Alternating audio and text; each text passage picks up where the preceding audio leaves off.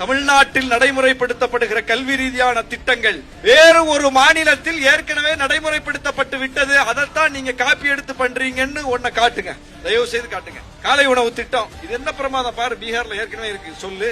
மதிய உணவு திட்டம் தமிழ்நாட்டில் நடைமுறைப்படுத்துவதற்கு முன்னாலேயே அந்த ஊர்ல இருக்கு, சொல்லு. மாணவர்களுக்கு மாதம் 1000 ரூபாய், சொல்லு. மாணவிகளுக்கு மாதம் 1000 ரூபாய், சொல்லு.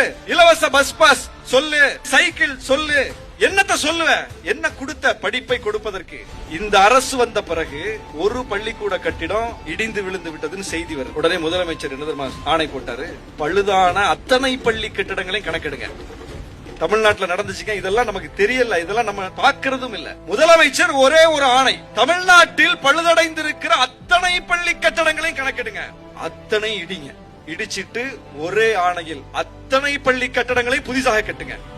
8000 வகுப்பறை கட்டிடங்கள் கட்டப்பட்டிருக்குதுங்க இந்த 4.5 ஆண்டு ஆட்சி காலத்துல. 8000 வகுப்பறை கட்டிடம். அந்த அளவுக்கு பள்ளி கட்டமைப்பை, கல்வி கட்டமைப்பை புதுப்பிச்சுக்கிட்டே இருக்கிறோம், நவீனப்படுத்திக்கிட்டு இருக்கிறோம். அதுல ஸ்மார்ட் கிளாஸ் கொடுக்கிறோம். இன்னைக்கு ஒரே ஆணையில எல்லா பள்ளிக்கூடத்துக்கும் திறன் வகுப்பறைகள், ஸ்மார்ட் கிளாஸ் தமிழ்நாட்டுல தான், வேற எங்க இருக்கு? அப்ப இந்த அளவுக்கு நாம ஸ்கீமுக்கு மேல ஸ்கீமை போட்டு அரசு நிதியை அவ்வளவா கொடுத்து கல்வியை வளப்படுத்தி மாநிலத்தை நலப்படுத்தி கொண்டிருக்கிறோம். நம்ம கிட்ட வந்து ஒரு கல்விக் கொள்கைன்னு சொல்லி ஒன்றை புகுத்தினால், அது பிற்போக்கானதாக இருந்தால், அது நம்மை விட பின்தங்கியாக இருந்தால் அதை எப்படி ஏத்துக்க முடியும்?